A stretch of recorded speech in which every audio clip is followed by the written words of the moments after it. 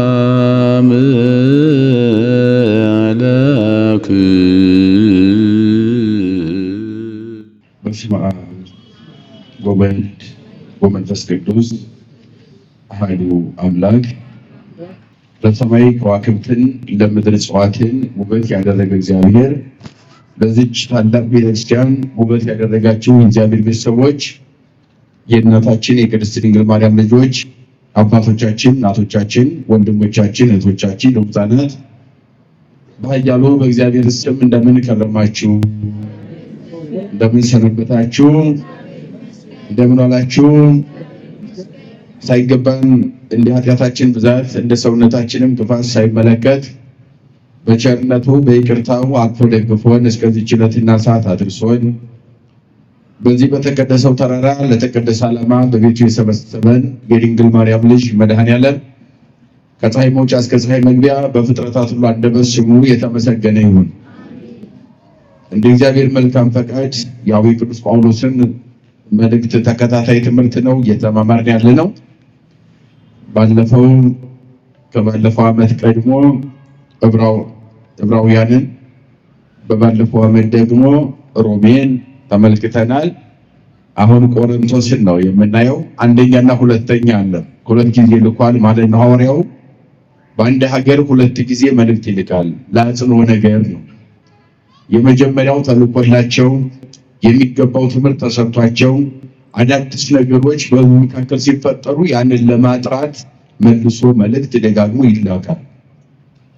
ባለፈው እንደነገርኳችሁ የመልእክት ዋናው ዓላማው በእግር በአካል ተገኝተው አባቶቻችን ማስተማር ሳይችሉ ሲቀሩ እነሱ እግዚአብሔር ረድቷቸው በዚያ ሰዓት ተገኝተው በአካል እስከሚያስተምሯቸው ድረስ ምዕመናን ተስፋ ቆርጠው እንዳይበተኑ፣ ከሃይማኖታቸው እንዳይወጡ፣ እግዚአብሔርን እንዳይበድሉ፣ መምህር አልባ ሆነው ወደ ሌላ ቤተ እምነት እንዳይሄዱ፣ ወደ አምልኮተ ጣዖትና ወደ ሌላ ቦታ ሂደው አልባሌ ቦታ ላይ እንዳይበተኑ፣ ስለዚህ በዚያ እየተጽናኑ ቃለ እግዚአብሔሩን የተላከላቸውን ቃለ እግዚአብሔር እያነበቡ እርስ በርሳቸው እየተወያዩ በእግዚአብሔር ቃል እንዲጽናኑ ነው ዋናው የመልእክት ዓላማ። የጳውሎስ መልእክት፣ የጴጥሮስ መልእክት፣ የዮሐንስ መልእክት፣ የያዕቆብ ብንለው የመልእክት ዋናው ዓላማው ምዕመናን መምህራቸው እንዳይበተኑ፣ መምህራን በአካል እስከሚገኙ ድረስ እየተጽናኑ የሚቆዩበትን የእግዚአብሔርን ቃል ጽፎ መላክ ማለት ነው። ሁሉንም ስታነቡ መልእክት የሚለው ይህንን ነው ባጭሩ እንድትረዱት ማለት ነው። ወደ መሰረታዊ ትምህርታችን ስንመጣ ባለፈው መቅድም በተለምዶ መቅድም የምንለውን ትምህርት ተምረናል።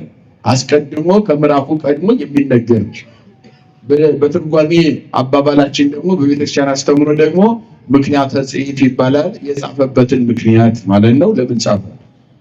ቅድም እንዳልኳችሁ ሲጻፍ ምክንያት አለው። ኤፌሶን ሲልክ ኤፌሶን ውስጥ ያሉ ምዕመናን ምን ገጥሟቸዋል? በእምነታቸው ያንን እምነት ማጥራት የጠራ እምነት እንዲኖራቸው ለዚያ ታሳቢ አድርጎ ነው የተጻፈው። እንደ መልክዓ ምድሩ፣ እንደ አየር ጸባዩ፣ እንደ ሰውዬ ኑሮ ዘይቤ፣ የእውቀት ደረጃ እንደገና ወቅታዊ የገጠማቸውን ችግር ባማከለ ቃል እግዚአብሔር ተጽፎ ይላካል። በዘፈቀደ አይደለም። ዘመኑንም ወቅቱንም ያነባል። ለዚህ ነው አሁን ብዙ ጊዜ ያለብን ችግር ምንድነው? የምንመራውን ህዝብ ዘመኑን አናነበውም፣ ዘመኑን አንተረጉመውም፣ ያሉበትን ሁኔታ መረዳት አንችልም። በጉር በድንብሱ መሪ ስለሆን ብቻ መሪ ሊሆን አንችልም። መሪ መሆን የምንችለው ዘመን ማንበብ፣ ዘመን ፊደል ነው ይቆጠራል፣ ዘመን መጽሐፍ ነው ይነበባል፣ ዘመን ትርጓሜ ነው ይረቀቃል፣ ይተረጎማል። ይህንን መረዳት ካልቻል ህዝቡን መምራት አንችልም ማለት ነው። ያለብን ክፍተትም ይሄ ነው። እርስ በርስ መወያየት መናበብ አይቻልም። ዝም ብለን ስለተሾምን ብቻ አዋቂ አድርገን ራሳችንን ያስቀምጣለን። መምህር ሆነን ስለተሰየምን ብቻ ራሳችን አዋቂ ብቻ የመጨረሻ ጫፍ አድርገን ቁጭ እንላለን። ይሄ ውድቀታችን እያፋጠነ ያለው ይሄ ነው ማለት ነው። ሁልጊዜ መሪም ተመሪም እኩል ነው። መማር ከያቅጣጫው አለ። መወሰን አንችልም። የዚህን ዓለም ሆነ የእግዚአብሔርን እውቀት ፈቃዱ ጋር ናቸው። አሁን መወሰን አንችልም። ወደድንም ጠላንም የደከም ብዙ ዓመት ደክመን ልንማር እንችላለን። እውቀትን ሁሉ ግን ፍጡር መወሰን አይችልም። አማካሪ የሌለው ሁሉን የሚያውቅ እንከን የሌለበት ክፍተት የሌለበት አዋቂ ሁሉን የተቆጣጠረ ሁሉን ይገዛ ሲገዛም ሲፈጥርም ዓለምን ሲያስተዳድርም ሁሉን ሲያደርግም አማካሪ የማያስፈልገው መምህር አልባ እግዚአብሔር ብቻ ነው ሁሉም ማወቅ የሚችል። ይህንን አምኖ መቀበል ያስፈልጋል። በመጀመሪያ ይህን አምነን ካልተቀበል ሁላችንም ራሳችን ሰማይ ላይ ከምረን ቁጭሃል። እሱ ውድቀት እንጂ እውቀት አይደለም፣ ሊሆን አይችልም። ልምላሜ አይሆንም፣ የአእምሮ ድርቀት ነው የሚሆነው። ያ ሁልጊዜ እንደምንማር ሁልጊዜ እንደምናውቅ ከታች እኔ አሁን ፕሮግራም ከሚመራው እማራለሁ፣ ከእናንተ እማራለሁ፣ እንደገናም ከመምህራን እማራለሁ። ከየአቅጣጫው ሁልጊዜ መማር ያስፈልጋል። እያንዳንዱ እንቅስቃሴያችን እውቀት ነው ካወቅንበት ማለት ነው። አለበለዚያ ግን ራሳችን ቁጭ አድርገን የኛ የእውቀት ጣራ ካደረግን ውድቀት ነው እሱ ማለት ነው። እግዚአብሔር ከዚህ ይሰውረን በእውነት። ስለዚህ ሐዋርያው ብርሃነ ዓለም ቅዱስ ጳውሎስ ግራና ቀኙን ፊትና ኋላውን ላይና ታቹን ዘመኑን ያነባል፣ ይተረጉማል፣ እንደ ፊደል ይቆጥረዋል፣ ዘመኑን ያነባዋል። መልክዓ ምድር ያነባሉ አባቶቻችን። ቆሮንቶስ ላይ ምን ችግር ነው ያለው? ቆሮንቶስን ራሱ አገሩን ያነቡታል፣ ግሪክን። ምን አይነት ሰው አለ? ምን አይነት ፍልስፍና ነው ያለው? ያንን እንዴት ነው መቋቋም የሚችለው? እምነት ከፍልስፍና ስጋዊ ነገር እንዳይቀላቀል እንዴት ላድርግ የሚለውን አባቶቻችን ጥቅጥቅ አድርገው ያንን ያነቡታል። አያችሁ፣ የሰውን የኑሮ ዘይቤ ማንበብ ማለት ነው፣ ወቅቱን ማንበብ ማለት ነው። በዚያ መንገድ ነው የሁሉም መልእክታት የተጻፉ። ሮሜና ይሄን አንድ አይነት አይደለም። ባለፈው ተምራችሁታል። የሮሜና ይሄ አንድ አይነት አይደለም። ምክንያቱም ሮሜ ያሉ ምዕመናንና ቆሮንቶስ ያሉ ምዕመናን አንድ አይነት ችግር አልገጠማቸውም። የተለያየ ችግር ስለሆነ ያለው ማለት ነው። ስለዚህ ገጠር ያሉ ምዕመናን ምንድነው ያለባቸው ችግር? ማንበብ ያስፈልጋል። ያንን ካልተረዳን ካላነበብነው እነኛን መታደግ አንችልም። ያለብን ችግር ነው። ከተማ ያሉ ምዕመናን ምንድነው ችግራቸው? ምንድነው ብለን ከተማ ያሉትን ምዕመናን መረዳት ያስፈልጋል። ምስራቁን፣ ምዕራቡን፣ ሰሜኑን፣ ደቡብን መልክዓ ምድር ማንበብ ሲቻል እውቀት ማለት ያ ነው። ምዕመኑን በአግባብ መምራት ይችላል። ስለዚህ ሐዋርያው ያነባል። ሁሉን ነገር ነው የሚያነበው እንዳልኳቸው በየአካባቢው ያለውን ችግር ያነበዋል። ካነበበው በኋላ በረቀቀ ጥበብ ገብቶ ምዕመናን ነፃ ያወጣቸዋል፣ ያስተምራቸዋል። እንዴት መኖር እንዳለባቸው፣ ዓለም እንዴት መቋቋም እንዳለባቸው የሚመጣውን ፈተና።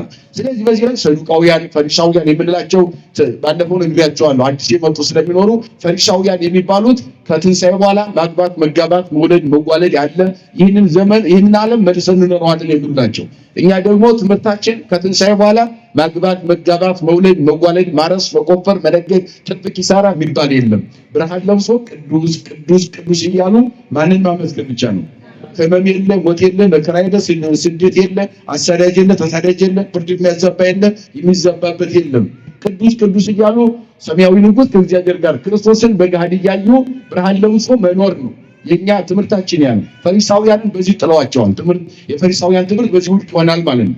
ሰዱቃውያን የሚባሉት ደግሞ ትንሣኤ የሚባል ጭራሽ የለም የሚሉላቸው። በዚህ ዓለም ትኖራለህ፣ ፈርሰህ በስህተት ትቀራለህ፣ እዚያ በኋላ ፍርድም የለም፣ መንግሥተ ሰማያት ገሃነመ እሳት የሚባል ነገር የለም ያሉ ናቸው። እነኚህ ደግሞ ከሞት በኋላ ትንሣኤ አለ። እምድረ ህልፈት ትንሣኤ ሀሎ ትንሣኤ ከትንሣኤ ከሞት በኋላ ትንሣኤ አለ ብሎ ሰው ይነሳል። ቅድም እንዳልነው በክብር ከእግዚአብሔር ከፈጣሪ ጋር ይኖራል የሚል ትምህርት ስላለ የሰዱቃውያንም ትምህርት እዚህ ላይ ውድቅ ይሆናል ማለት ነው። ስለዚህ እነኚህ ፈታኞች ይህንን ሀገር ያመሱት ነበረ። በብዙ አይነት መንገድ ያመሱታል። ከብዙ አይነት መንገዱ በጥቅሉ ይህንን ምዕራፍ አንደኛ ቆሮንቶስ ምዕራፍ 1 ጠቅለል አድርጌ 4 መሰረታዊ ሐሳቦች ሲኖሩት ከዚያ ቀድሞ ግን የነበረባቸው 3 መሰረታዊ ችግር ነው። አቃሉ ጋር ናቸው። ስንት መሰረታዊ ችግር? በዚህ ያሉ ምዕመናን 3 መሰረታዊ ችግር እምነታቸውን ፈትኖት ነበረ። አንደኛው የመጀመሪያው ፍልስፍና ነው። አቃሉ ጋር ናቸው። የግሪክ ይታወቃል ፍልስፍና ነው። እነሱ ከእግዚአብሔር ይልቅ ለነሱ እንደ ክብር የሚያዩት አርስቶትልን ነው። ከእግዚአብሔር ይልቅ እንደ ክብር እንደ አዋቂ በቃ የመጨረሻ ጥግ አድርገው የሚያስቡት ሶቅራጥስን ነው፣ ፕሉቶን ነው። እንደዚህ የመሳሰሉትን እነኚህን ሊው መቃብር ስር ተወሽቀው የቀሩ ጠቢባን ወይም ፈላስፋዎችን እነኚህን የበላይ አድርገው ያስባሉ። ስለዚህ በፍልስፍና ዓለም ይጸድቃል፣ በእውቀት ዓለም ይጸድቃል። የሚኖረውን ያኛውን የህይወት ዓለም በእውቀት ነው እንጂ ደንቆሮ ከሆንክ አትጸድቅም፣ ሙተት ትቀራለህ። ምንም የለም፣ ጽድቅ የሚባል ነገር የለም።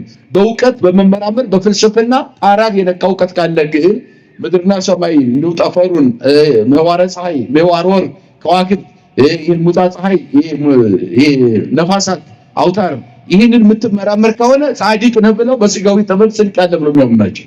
ግኖስቲኮች የምንላቸው እነዚህ ናቸው ማለት ነው፣ በግሪክ ፍልስፍና ውስጥ ያሉት። ስለዚህ ህዝቡን በዚህ መንገድ በዚህ ከንቱ ትምህርት ውጠውት ነበር። ይህ ስጋዊ ትምህርት ነው፣ አያጸድቅም፣ አያስኮንንም።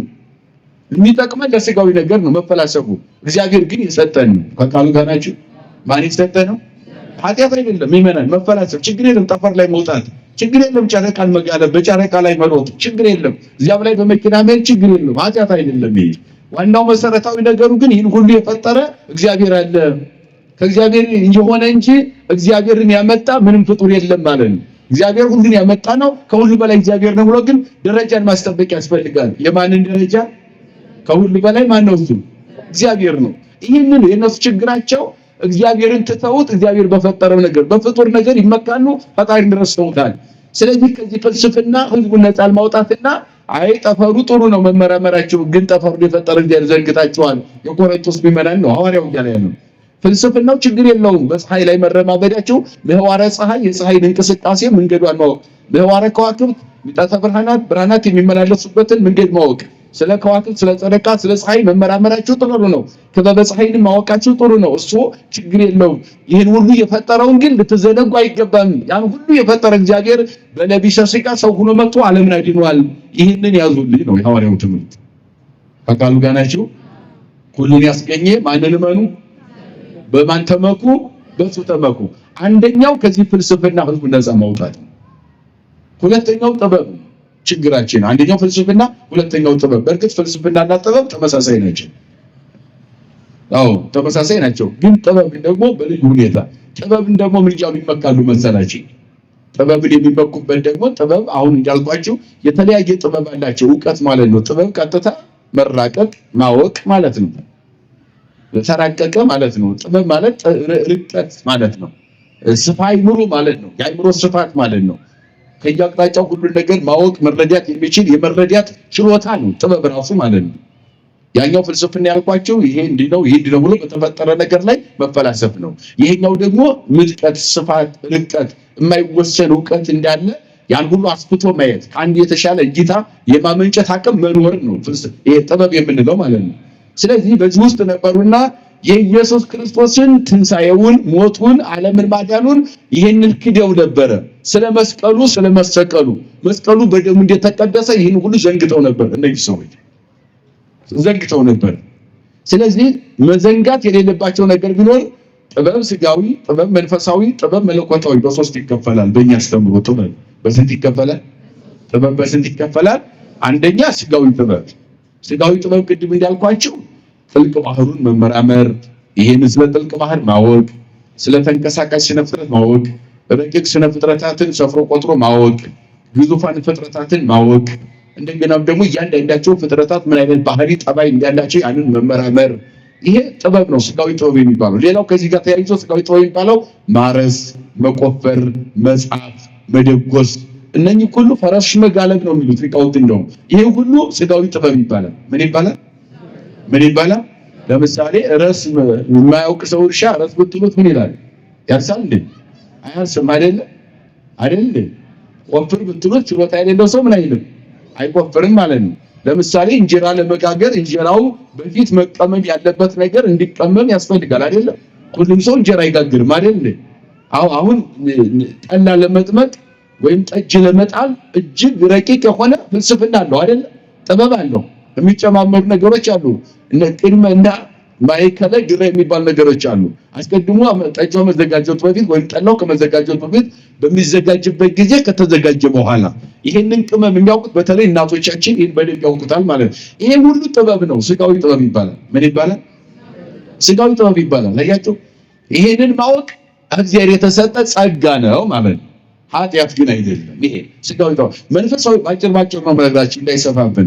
መንፈሳዊ ጥበብ የሚባለው ደግሞ መጾም፣ መጸለይ፣ መስገድ፣ መመጽወት የመሳሰሉት እንደዚህ በአጠቃላይ መቀደስ፣ ማስቀደስ፣ ንስሐ መግባት፣ መቁረብ፣ ማስተማር፣ መማር፣ ማንበብ፣ መተርጎም ምን ይባላል? ይሄ ጥበብ መንፈሳዊ ምን ይባላል? ጥበብ ይባላል። በስንት ይከፈላል? አንደኛ ስጋዊ ጥበብ፣ ሁለተኛ መንፈሳዊ ጥበብ። እስኪ ከስጋዊ ንገሩኝ የተወሰኑ እንደው ምን ያህል ተረድታችሁታል ማለት ነው። እስኪ ከስጋዊ ጥበብ እናቶች ስለእናንተ ምን አወራው? እንጀራ መጋገር ቀጥሉ እንዴ፣ ጠላ መጥመቅ፣ ጠጅ መጣል የመሳሰሉ አይደለ? ይሄ ሁሉ ፍልስፍና ነው፣ ጥበብ ነው። በጣም ረቂቅ የሆነ ጥበብ እንደው ዝቅ እያደረግነው እኛ እንኳን በዚህ ተንከባለን ፊደል ቆጥረን የምንቀምመውን እሱን በቃ የኛ ብቻ ጥበብ አዋቂ ይመስላል ትውልዱ። ግን ወደ አባቶቻችን ወደ እናቶቻችን ቀረብ ስንል ግን እኛ የማናውቀው የረቀቀ ጥበብ አለ። ዩኒቨርሲቲ ከተማርከው ይልቅ ገበሬው ጋር ብትሄድ ስለ ግብርና በደንብ ታውቃለህ። በደንብ ያልተረዳው ነገር አለ። እነሱ በተግባር ነው የሚያውቁት፣ አንተ ግን በቃል ላይ የተማርከው። አሁን እንደውም ተግባርም አለ። ስለ እናቶችም እንደዚያው በደንብ ይህንን ቅመም ይህን ፍልስፍና ይህንን በደንብ አድርጎ መረዳት የምንችለው ከነማን ስለሄድ ነው? አባቶቻችን እናቶቻችን ያለፉበት እነሱ በደንብ ሲነግሩን በደንብ ይገባናል፣ እንረዳዋለን ማለት ነው። እና መንፈሳዊና ስጋዊ ጥበብ እነኚህ ናቸው። ሶስተኛው መለኮታዊ ጥበብ ይባላል። ምን ጥበብ ይባላል? መለኮታዊ ጥበብ። መለኮታዊ ጥበብ የምንለው ጥበብ ቀጥታ ማን ነው ሲባል እግዚአብሔር ነው። እግዚአብሔር ጥበብ ይለዋል መጽሐፍ ቅዱስ። በዚህ በመጽሐፈ ምሳሌ ጠቢቡ ሰሎሞን በጥበብ ይራቀቃል። ዓለምን የሚመራው በጥበብ ነው። በረቀቀ ጥበቡ ዓለምን መርቶታል። ያ ጠቢቡ ሰሎሞን ምን ይላል? በመጽሐፈ ምሳሌ ስታነቡ ምሳሌ ምዕራፍ 7 ከቁጥር 1 ጀምሮ ስታነቡ ጥበብ ሐነጸት ቤተ ወአቀመት ላቲ 7 አዕማደ፣ ጥበብ ቤቷን ሰራች 7 ምሰሶም ለቤቷ ቆመች ይላል። እስኪ በሉ ጥበብ በሉ እስኪ ቤትን ሰራች ለቤቱም 7 ምሰሶ ቆመች። ስንት ምሰሶ? አሁን ጥበብ እዚህ ላይ ቀጥታ መለኮታዊ ጥበብ እግዚአብሔር ወልድ ነው። እግዚአብሔር ነው ጥበብ የተባለ። ቤቷን ሰራች አለ። በሴት አንቀጽ ገብቶታል፣ ችግር የለውም። በሴት አንቀጽ በወንድ አንቀጽ በሴት አንቀጽ እግዚአብሔር ስላሴም እግዚአብሔርም የሚገለጡት ቅድስት ስላሴ እግዚአብሔር ወልድን ጥበብ ስንለው በሴት አንቀጽ ሲገለጥ ሴት የልጅ መገኛ ናት፣ ምንጭ ናት። ምንድን ናት? የምን መገኛ ናት? ስላሴም የዓለም መገኛ ነው። ዓለም ከማን የተገኘው? ከስላሴ ነው አይደለ? ስለዚህ በሴት አንቀጽ ሴት የልጅ መገኛ ምንጭ እንደሆነች ስላሴም የፍጥረቱ ምንጭ እሱ ነው፣ መገኛ ነው ማለት ነው። ሌላው እግዚአብሔር ወልድንም እንደዚያ ስንለው ሴት ሩሩ ናት፣ ቸር ናት ይላል። ቸር ናት፣ ሩሩ ናት፣ ትራራለች፣ ልቧ ሩሩ ነው፣ ቸር ናት ይላል። እግዚአብሔርም ለፍጥረቱ ቸር ነውና በሴት አንቀጽ ይገለጣል። ስለዚህ ጥበብ እግዚአብሔር ወልድ ነው፣ እግዚአብሔር ነው ጥበብ ቀጥታ በዚህ መጽሐፍ አውድ ሲተረጎም። ቤት የተባለው ቤተክርስቲያን ናት፣ ወይ ደግሞ የመሰረታት ቤተክርስቲያን ቤቱ ናት። 7 ምሰሶ አቆመ ማለት 7 ምስጢራተ ቤተክርስቲያንን አዘጋጀላት ማለት ነው። የኛ ቤተክርስቲያን 7 ምሰሶዎች አሏት። እቺ ቤተክርስቲያን ስንት ምሰሶ? ሌላው የምትለየው ሌላው አዳራሽ የምትለየው ለዚህ ነው። የኛ ቤተክርስቲያን አዳራሽ አትባልም፣ ቤተክርስቲያን ናት። ቤተክርስቲያን ናት። ለምን ቤተክርስቲያን የግድ አንድ ቤተክርስቲያን ለመባል ስንት ምሰሶ ያስፈልገዋል? ምሰሶ ይሄን እንጨት እንዳትቆጥሩ፣ ድንጋይ አይደለም፣ ብረትም አይደለም፣ እሱ አይደለም ምሰሶ። የቤተክርስቲያኗ ምሰሶ ክርስቶስ የሰጣት ምሰሶ 7 ምስጢራተ ቤተክርስቲያን አለው። አንደኛው የመጀመሪያው ምስጢረ ጥምቀት ነው። ምንድነው? ጥምቀት ነው። የክርስቶስ አካል የምንሆነው በምንድን ነው? በ40 ቀን ተጠምቀን ነው አይደል? ክርስቲያን የሚለውን ስም እንሰጠው። ይሄ በዚህ የምናገኝበት ጥምቀት ነው። ከጥምቀት ቀጥሎ ምን እንቀባለን? ንገሩኝ እስኪ። ሜሮን ነው። አያችሁ፣ ሁለተኛው ምሰሶ ሜሮን ይባላል። ከሜሮን ቀጥሎ ምን እንቀበላለን? የክርስቶስን እንቀበላለን፣ ቁርባኑን አይደለ? ሶስተኛው ምሰሶ ቁርባን ነው ማለት ነው። አያችሁ፣ ከዚያ ቀጥሎ ምን አለ? ክህነት አለ። ከዚያ ቀጥሎ ምን አለ? ተክሊል አለ። ከዚያ ቀጥሎ ምን አለ? ቀንዲል አለ። አያችሁ፣ እንደዚህ ይዘረዘራሉ። ከዚያ ቀጥሎ ምን አለ? መጨረሻው ንስሐ አለ።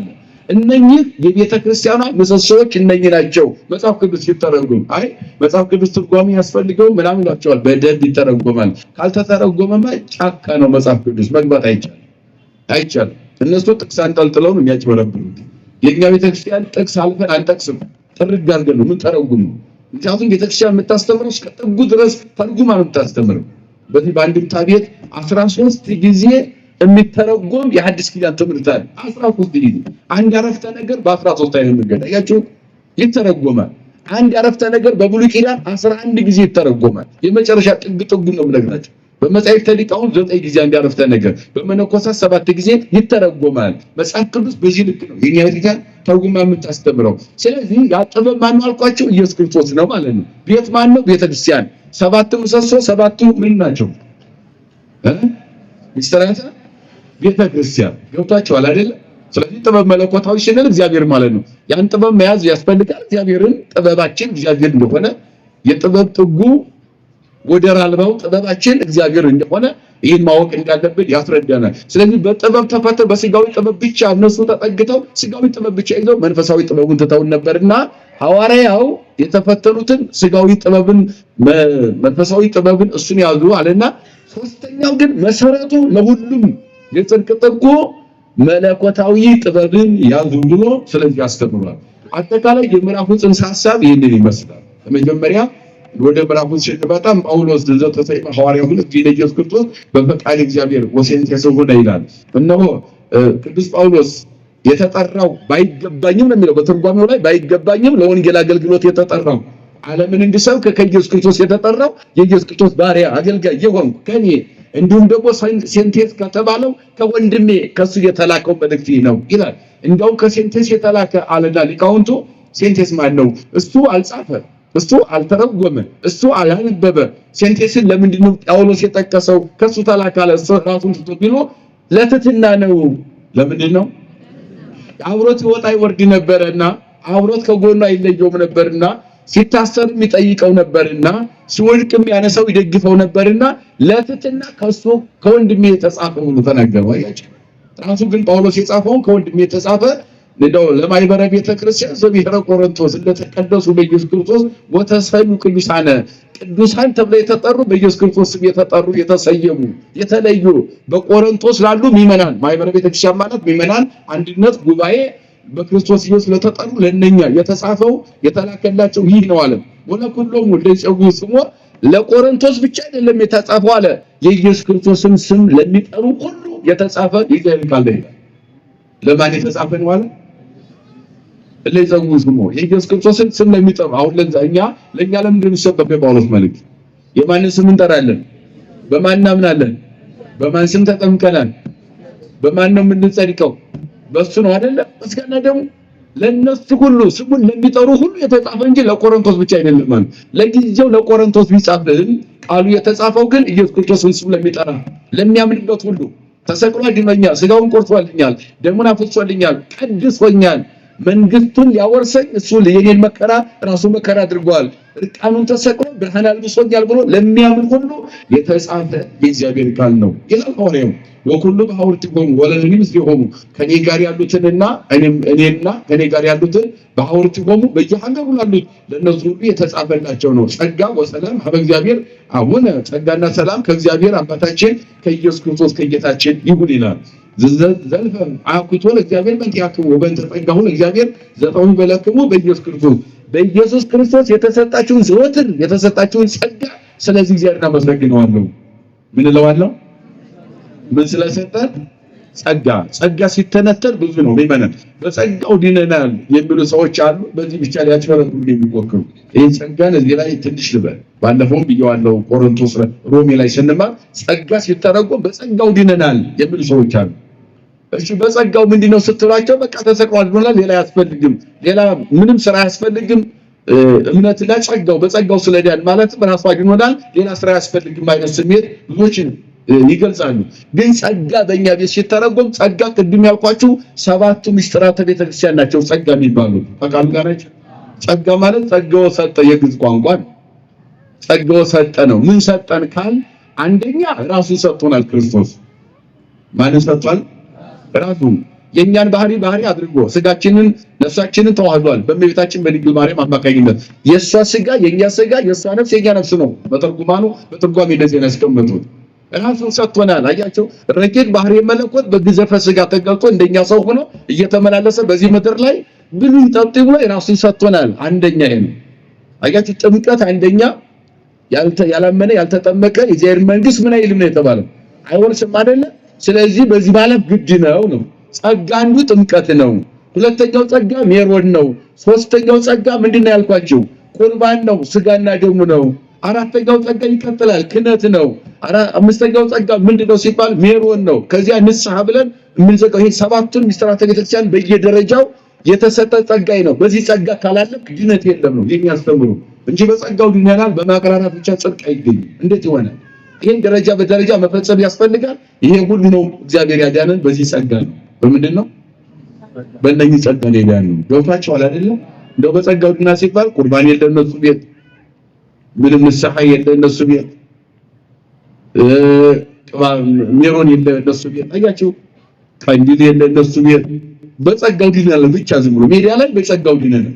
ስለዚህ በጸጋው ከዳን ስጋዬን የበላ ደሜን የጠጣ የዘላለም ምናን ነው ታዲያ ለምንድን ነው ስጋው ደግሞ የማይቀበሉት? ይሄ ወንጌል እኮ ነው። ይሄ ወንጌል ነው። እኛ የፈጠርነው ፈጠራ ትምህርት አይደለም። ወንጌል የሚያምኑ ከሆነ ወንጌል የተሸከመ ሁሉ ስጋው ደሙን መቀበል አለበት። ምን ለማለት? ለመዳን፣ ወደ እግዚአብሔር መንግስት ለመግባት። ያመነ የተጠመቀ ይድናል፣ ያላመነ የተጠመቀ ግን ይፈረድበታል ካለ ይሄ ወንጌል ነው። ማርቆስ 16 ላይ እንደገናም ደግሞ ከውሃና ከመንፈስ ያልተወለደ የእግዚአብሔር መንግስት ምን አይልም። ይሄን ያስተማረው ራሱ መድኃኒዓለም ነው። የዮሐንስ ወንጌል ምዕራፍ 3 ቁጥር 10 ጀምሮ ስታነቡ ይሄን ነው የምታገኙት። ታዲያ ለምንድን ነው የማይጠመቁት? ሳይጠመቁ ጸጋ የሚባል ነገር የለም። የተሰጠው ጸጋ ይሄ ነው ማለት ነው። ይሄንን የኛ ቤተክርስቲያን ጥንቅቅ አድርጋ ባለ 7 ምሰሶዋ ቅድስት ቤተክርስቲያን ለልጆቿ ታስተምራለች። በዚህ ጸጋ እንድናለን ምን እንላለን? እንግዲህ የተሟላ ጸጋ ነው እኛ ጋር ያለው። ጎደሎ ጸጋ የለም። በአየር ላይ የሚወራ ጸጋ አይደለም ያለው። ጥንቅቅ ያለ በተግባር ደረጃ በደረጃ በስርዓተ ክህነት የሚፈጸም ጸጋ ነው ያለን። በዚህ መሰረት እንድናለን እርግጠኞች እንደምንድን ማለት ነው። ይሄን ካለው ስለዚህ ይሄን ጸጋ ለሰጣችሁ ኢየሱስ ክርስቶስ አመሰግነዋለሁ አለ። አያችሁ ለእናንተ ለተጠራችሁ በክርስትና በክርስቶስ ክርስቲያን ተብላችሁ በስሙ ለተጠራችሁ ይሄንን ጸጋ ስለሰጣችሁ እግዚአብሔርን ዘወትር ምን እለዋለሁ? እስኪ አመስግኑ እግዚአብሔርን። አመሰግናለሁ ዘወትር ይሄን ጸጋ ስለሰጣችሁ። እስመ በልክሙ ቦቱ በኩሉ ቃል ወበኩሉ ጥበብ፣ በተሰጣችሁ ጥበብ ምጥቀት ርቀት በዚህ ሁሉ በተሰጠው ቃሉን በመማር በመረዳት እነሆ ባይለ ጸጋ ሆናችኋልና በቃሉ ባይለ ጸጋ ሆናችኋልና ከመይጥጡ ሁሉ ጸጋሁ ወትኩኑ ፍጹማን እንዘ ተሰፈው ምጽአቱ ለእግዚእነ ኢየሱስ ክርስቶስ። በዚህ በጸጋውም ሀብታም ባይለ ጸጋ ሆናችሁ በሙሉ ልብ ሆናችሁ እስከ ዕለተ ምጽአት ድረስ ኢየሱስ ክርስቶስ እስከሚመጣ ድረስ በዚህ ጸንታችሁ ትኖራላችሁ ወይ ትኖራላችሁና ዘያጸናክሙ ለይልፎ ዘእንበለ ነውር በዕለተ እግዚእነ ኢየሱስ ክርስቶስ፣ ለዘላለም ያለ ነቀፋ የሚያኖራችሁ በኢየሱስ ክርስቶስ ስም። እስኪ በሉ ለዘላለም በሉ ያለ ነቀፋ በኢየሱስ ክርስቶስ ስም የሚያኖራችሁ። ያለ ነቀፋ ገብቷችኋል? አሁን ያለ ነቀፋ ምን ነው? ኃጢአተኞች ስንሆን ኃጢአተኞች ብንሆንም ያለ ነቀፋ እንድንኖር ያደረገን ምንድነው? ንስሐ እንገባለን አይደል? ጸጋው ይሄ ነው። ያለ ነቀፋ ዘወትር እንድትኖሩ ማን እስከሚመጣ ንገሩኝ። ኢየሱስ ክርስቶስ እስከሚመጣ ያለ ነውር ያለ ነቀፋ እንድትኖሩ ያደረጋችሁን እሱ ነው አለ። ያ ምንድነው? ጸጋው ነው። ጸጋው ምንድነው? ንስሐ ነው። ንስሐ ባይኖር እኛ እዚህ ምን እንሰራለን? ንስሐ ባይኖር ምን ተስፋ አለ? እግዚአብሔር መንግስት ለመውረስ ከልጅነት እስከ እውቀት በቅድስና ሊኖር ነው አይደለም። ብዙ ክፍተት አለብን፣ ጉድለት አለብን፣ ውድቀት አለብን። መውደቅ መነሳት ባህሪያችን ነው። ስለዚህ እንደዚያ እየኖርን ግን ያለ ነውር እንድትጠኑት ደጅ እንድትጠሩ እስከሚመጣ ድረስ ያለ ነቀፋ እንድትኖሩ አለ። የተሰጣችሁ ጸጋ ነው አለ። ምንም ኃጢአተኞች ብንሆን እየወደቅን እየተነሳ ንስሐ እየገባን መንግስቱን ደጅ ጠንተን ሲመጣ እንወርሳለን ማለት ነው። መንገድ ላይ አንቀርም ማለት ነው። ከቃሉ ጋር ናችሁ። ምን አንቀርም?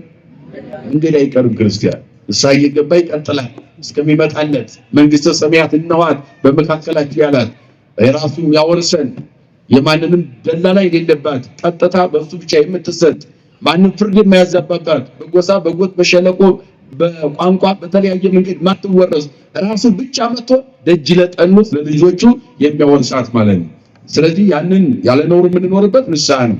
የመጀመሪያው ይሄ ነው ማለት ነው። አጠቃላይ የሚመናን ጥሪና ቅዱስ ጳውሎስ ለሚመናን ያስተላለፈላቸው መልእክት ራሱ እንዴት እንደተጠራ ሚመናን እንዴት እንደተጠሩ ተጠርተው እስከ መጨረሻው እንዴት እንደሚኖሩ ጸጋ የተሰጣቸው ጸጋ ምን እንደሆነ በዝርዝር የመጀመሪያው አንቀጽ ይሄን ያስረዳ ነው። ሁለተኛው አንቀጽ ደግሞ በመካከላቸው መከፋፈል ነበረ።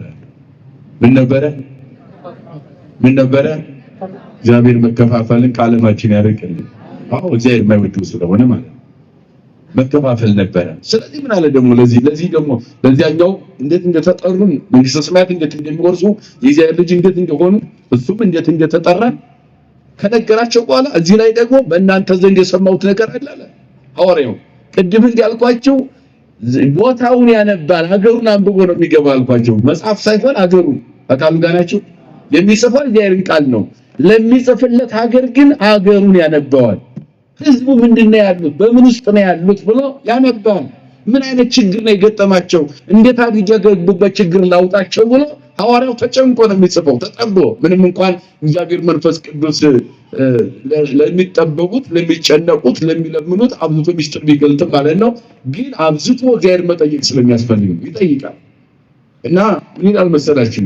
አስተበቋክሙ ኀዊነ በስሙ ለዚህ ለኢየሱስ ክርስቶስ ከመትበሉ ኩልክሙ አሐደ ቃለ ወይትገአሉ ወትኩኑ ፍጹማንም ወይትፋለጡ ወሐሉ በአሐዱ ምክር ወበአሐዱ ልብ። አያችሁ ምን አለ ወንድሞቼ ሆይ እማልዳችኋለሁ ብሎ ይጀምራል። እዚህ ላይ ደግሞ ምን እላችኋለሁ ወንድሞቼ ሲል እህቶቼንም ይጨምራል። በነገራችን ላይ ሐዋርያው ብዙ ጊዜ ወንድሞቼ ሆይ ያለ ነው የሚጽፈው። እህቶቼ ሆይ፣ ወንድሞቼ ሆይ፣ አባቶቼ ሆይ የሚለው ሁሉንም የሚያጠቃልለው በዚህ ቋንቋው ማለት ነው። እና እጠይቃችሁ እማልዳችኋለሁ ይላል። ምን እላችኋለሁ እለምናችኋለሁ ማለት ነው። በማለት ይባል መጽሐፍ ቅዱስ ማልዳችኋለሁ እለምናችኋለሁ ይላል ሐዋርያው። ምንድነው የሚለምናቸው? ምዕመናንን ተማሪዎች ናቸው። ምንድነው የሚለምናቸው? ምን ጎሎት ነው? ምን ፈልጎ ነው የሚለው ሲናገር ምን አለ? ከመትበሉ ኩልክሙ አሐደ ቃለ ሁላችሁም አንድ ቃል እንድትናገሩ። ስንት ቃል? ዓለም ስንት ቃል ነው አሁን ያለው? በነገራችን ላይ ይሄ ቃል ቋንቋ ነው አይደለም የሚለው አማርኛ ተናገር፣ ኦሮምኛ፣ ትግረኛ ተናገር፣ ሀዲየኛ እሱ አይደለም። በዚህ አይደለም እያስተማርን ያለ ነው። ይሄ ቋንቋ ጸጋን የተሰጠ ነው። ወንጌል ይስፋፋበት ዘንድ ለሐዋርያት ገልጾታል። ወንጌል በሁሉም ቋንቋ ይሰበካል። እሱ ችግር የለውም። ይሄ ሰዎች ዝም ብለው ነው እዚህ ላይ የሚያልከሰክሱት በየሰፈሩ በየመንደሩ ሌላ አጀንዳ የሚሰጡን እንጂ ይሄ እዚህ ውስጥ አይመለከተውም። አንድ ቃል እንድትናገሩ ማለት እፈልጋለሁ ማልጃችኋለሁ ማለት ተለያይተው ነበረ፣ መግባባት አልነበረም ነው ያን ያለው። የቋንቋ ጉዳይ አይደለም። የተለያዩት በቋንቋ አይደለም በሐሳብ ነው። አንድ ልብ አልነበሩ። በምን ዙሪያ? በእምነታቸው ከቃሉ ጋር ናቸው። ስንት ቋንቋ አልነበሩ? ቋንቋ ስራቸው ምን ማለት ነው? ሐሳብ ነው። የልብ ሐሳብ። በእምነታቸው መከፋፈል ነበረ ነው ያን ያለው እንጂ በቋንቋ ለእንትና መከፋፈል አይደለም። ስለ ቋንቋ አይደለም ያወራ ያለው። አንድ ቃል እንድትናገሩ ማለት አንድ ልብ እንድትሆኑ፣ እንዲያንድ ልብ መካሪ፣ እንዲያንድ ቃል ተናጋሪ።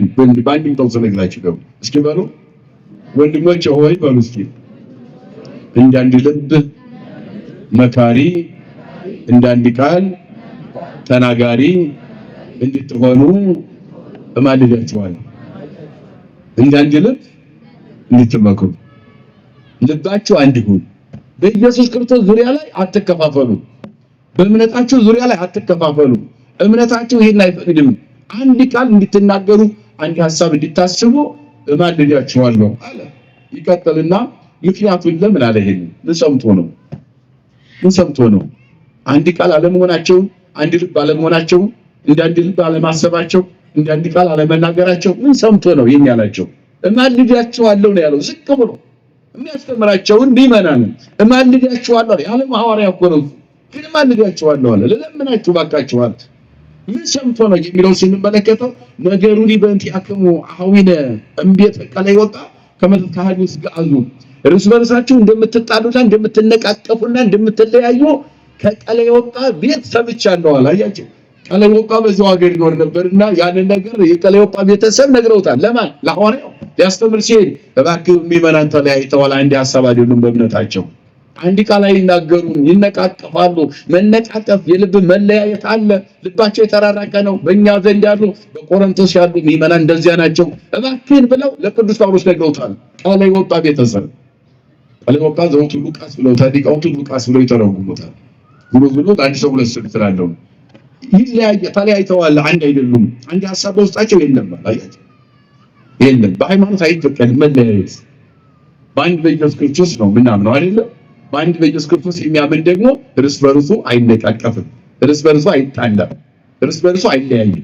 አንድ ሐሳብ አንድ ቃል እንዲናገር ሐዋርያው የለመነው ይህንን ነው።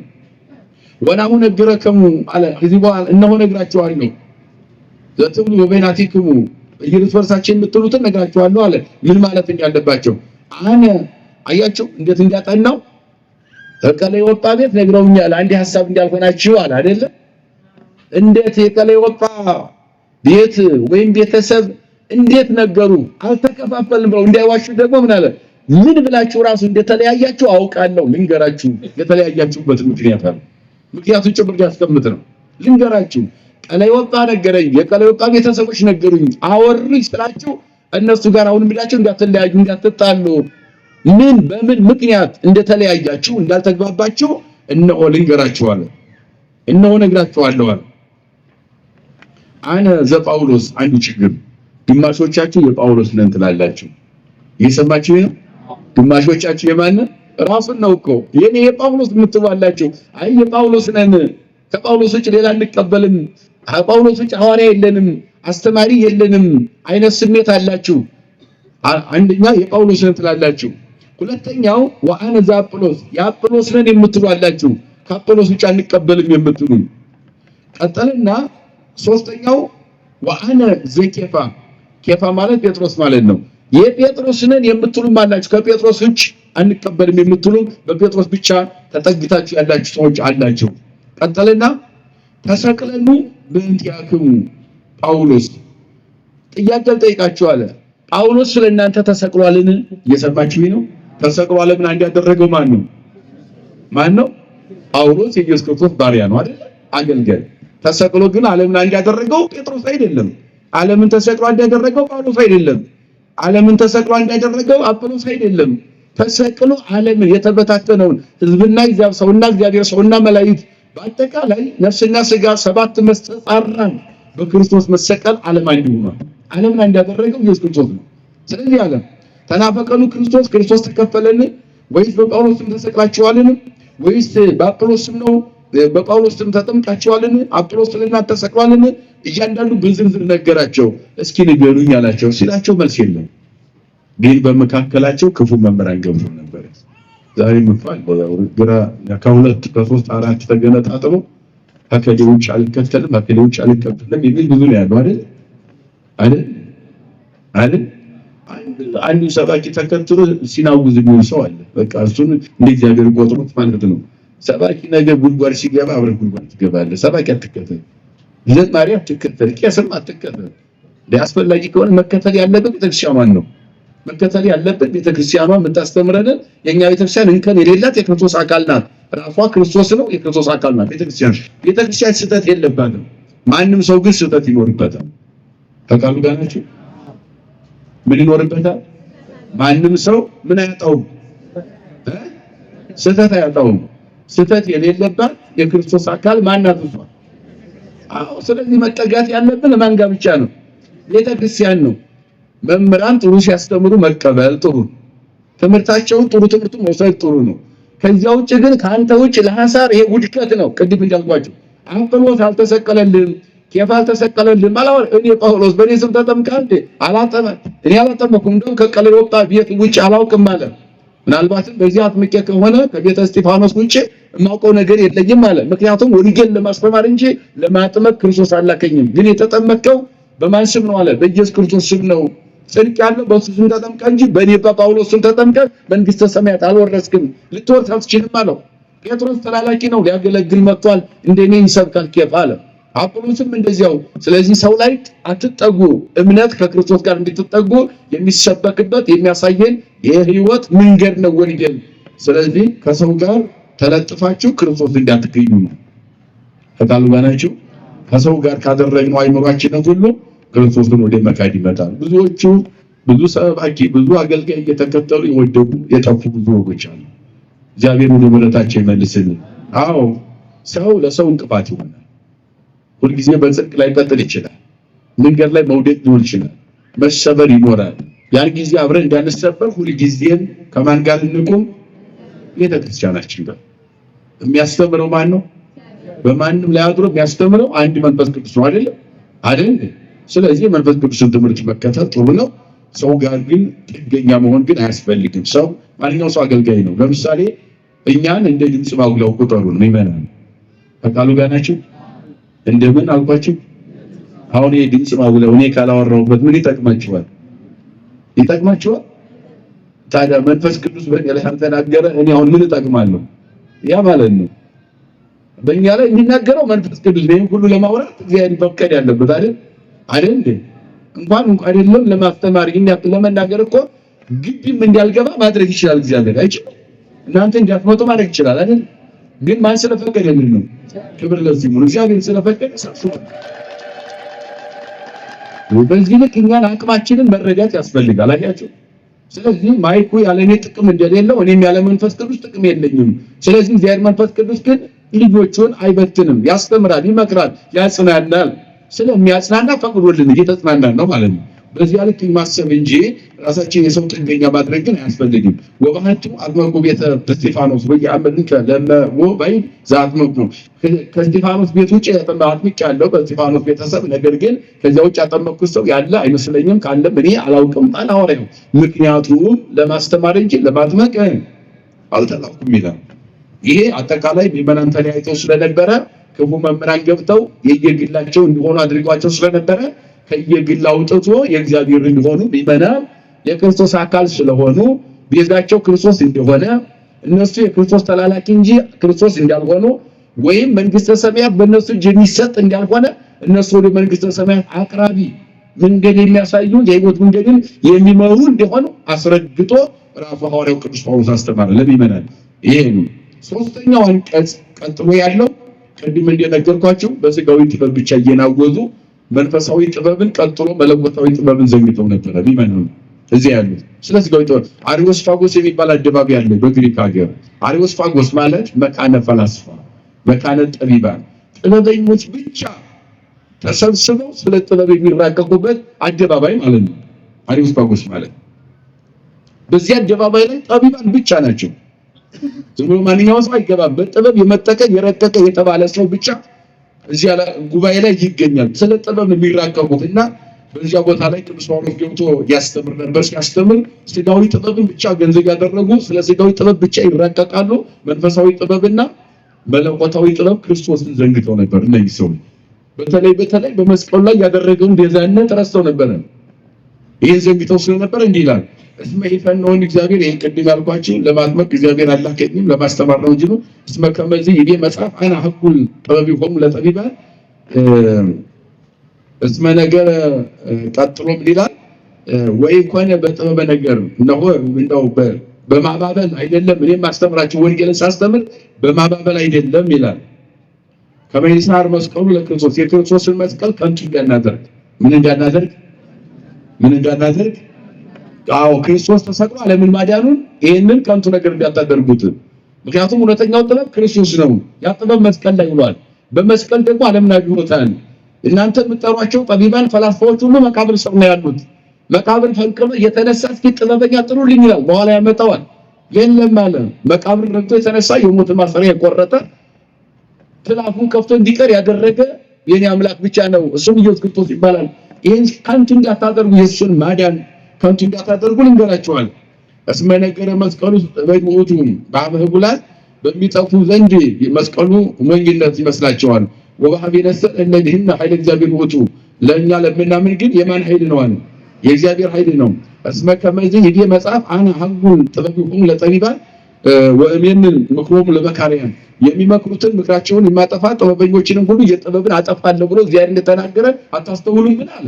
ምክንያቱም ስጋዊ ጥበብ ብቻ ተለጥፈ የምትኖር ከሆነ አንድ ቀን አጠፋዋለሁ ይላል እግዚአብሔር። መንፈሳዊ ጥበብ መለኮታዊ ጥበብን ካለ ስጋዊ ጥበብ ብቻውን የትም አይደርስም፣ መንግስተ ሰማያት አያስገባም። ከስጋዊ ሞትም ከመንፈሳዊ ሞትም ሊያድን አይችልም። አጠፋዋለሁ ብሎ እንደተናገረ መጽሐፍ አስቡ ምን አለና መኑን ከጠቢብ ጥበበኛው ማን ነው ይጠይቃል። ደግሞ ፈቃዱ ጋር ናችሁ። እስኪ ጥበበኛውን አንጡልኛል። የምትጠሯቸው ጠቢባን ሙተዋል። እስኪ እንግዲያውስ ሞትን መቃብር ረግጠው ይነሱና እስኪ የሞትን ማሰሪያ ይቁረጡትና ይታሉ። እስኪ አንጧቸው እነኛን ጠቢባን። ስለ ጥበብ የምትነግሩት ከሆነ እኔ የምነግራችሁ ጥበብ ግን ከዚህ ሁሉ በላይ ነው። ሁሉን ድል ያደረገ ነው። በራሱ ፈቃድ እንጂ በማንም ፈቃድ ያልሞተ ራሱ ፈቃድ ፈቅዶ ወደዚህ ምድር መጣ ዓለምን ያዳነ ሙቶ ግን የተነሳ ሙቶ ያልቀረ ነው። እኔ እየነገርኳችሁ ያለው ያን ጥበብ ነው። እስኪ እናንተ ጥበበኛ የምትሉትን የት አለ? መኑን ቀጠኒ ጥበቡ የጥበበኛው የት አለ? ወመኑን ከጸሐፊ የጥበበኛው ጸሐፊ የት አለ? ቃለ ጉባኤ የሚይዝለት ዜና ቃል የሚዘግብለት ጥበበኛው የት አለ? የጥበበኛው ጸሐፊ የት አለ? እስኪ አንተ ያን ጸሐፊ ያለ ጥያቄ ነው እየጠየቀ ያለው በጥያቄ ነው መጽሐፍ ቅዱስ የሚያስቀምጠው። ይቀጥልና ወመኑ ዘሐሰሱ ለዚህ ዓለም ለዝንቱ ዓለም ለዚህ ዓለም ይህንን ዓለምስ የመረመረው የዚህ ዓለም ተመራማሪ የት አለ?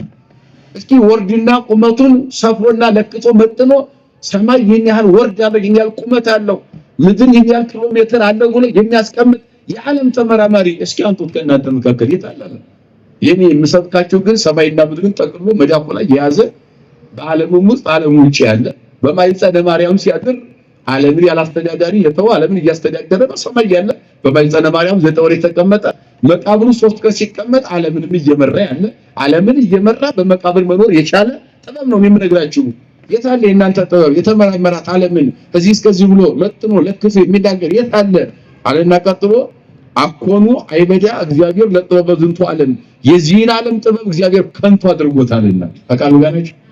ምን አድርጎታልና እስኪ በሉት የዚህን ዓለም ጥበብ በሉ እስኪ እግዚአብሔር ከንቱ አድርጎታልና። ስለዚህ የለም ጸሐፊ ጠሩ ተባለ፣ የለም ጸሐፊው ቃለ ጉባኤ ያለምን መጥኖ ለክቶ ቃለ ጉባኤ ያዘይታለ ዜና ሞኒሳ መጥኖ ለክቶ ያለምን ተመራምሪያት ያለው ከዚህ እስከዚህ ነው ወርድና ቁመት ተውለችን አለ ያስቀመጠ የታለ? የውቅያኖስን ባህር ጥልቁን ለክቶ ጥልቁ መጠኑ ይሄን ያክል ነው ያስቀመጠ የታለ? የጠፈሩ ልክና መጠን ሰፍሮ ለክቶ ያስቀመጠ የታለ? እስኪ ንገሩኝ ያለ ምንም የለም። የዚህን ዓለም እግዚአብሔር ከንቱ አድርጎት ጥበብ ከንቱ አድርጎታል አለ። እስመ በጥበቡ እግዚአብሔር ዘያምልኩ ዓለም በጥበብ ይቆሙ መከረ እግዚአብሔር ጥበበኛ ጥበበኞች የዚህ ዓለም ጥበበኞች በጥበባቸው መክረው ዘክረው ተወያይተው የማይወስኑትን ነገር እግዚአብሔር ወስኗልና ከማያርሙም ለለ አምኑ በእበደ ሥጋ እነሆ በሥጋ ከንቱ በሥጋ ሐሳብ ሁሉ የነበሩትን ሁሉ ራሱ መክሮ በጥበቡ ዓለምን አድኖታልና። እስኪ በሉ ማንም በሉ እስኪ ጠቢባን መክሮ በማይደርስበት ሁኔታ እግዚአብሔር ራሱ መክሮ በጥበቡ ዓለምን አድኖበታልና።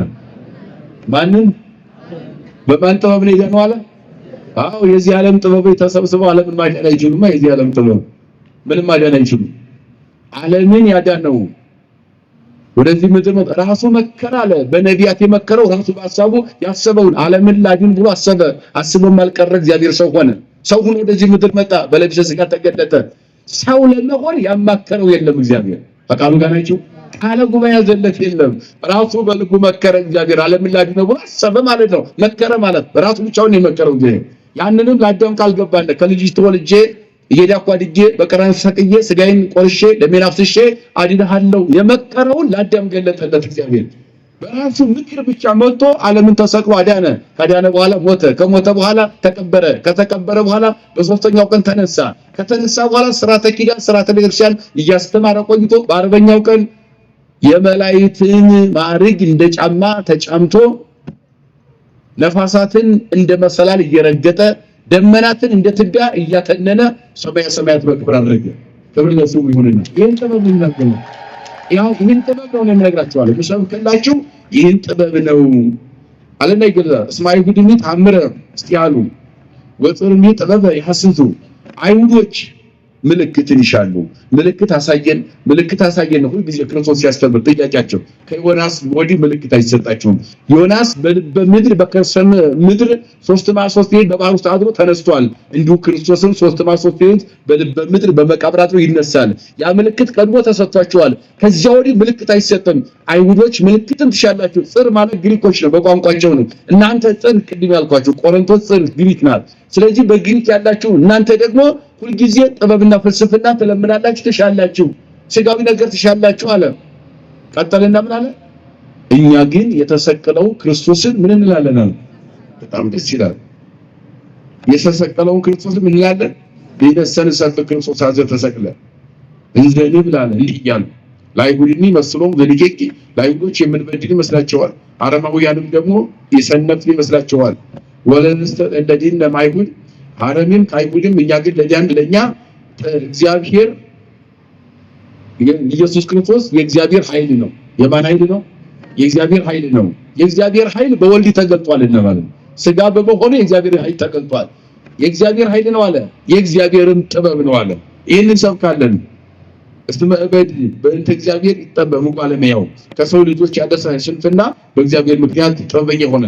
ወዲካም ዘእንበይነ እግዚአብሔር ይጸን ሙቃለመያው እነሆ ድካም ከእግዚአብሔር ደካማም ከእግዚአብሔር የተነሳ ወይም ደካማ የሆነ የሰው ልጅ ወይም ከሰው ልጅ ያለ ድካም በእግዚአብሔር ዘንድ ጽናት ይሆናል ብሎ ይህን በዝርዝር ከነገራቸው በኋላ መጨረሻ ላይ ለዚህ ነገር የጠራችሁ እግዚአብሔር እርሱ የተመሰገነ ነው ይላል። እስኪ በሉ ለዚህ ነገር በሉ እስኪ የጠራችሁ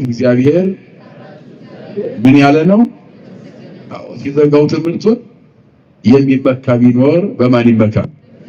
አሁን በእግዚአብሔር ስንል በመለኮታዊ ጥበብ ማለት ይመካ። ገብቷችኋል? የሚመካ ቢኖር አለና በእግዚአብሔር ይመካ ሲል ግድ የለም ስጋዊ ፍልስፍናውንም ተውት። እሱ መመኪያ ይሆንም መቃብር ስር ቀርተዋል ፈላስፎቹ። ስጋዊ ጥበብንም ተውት።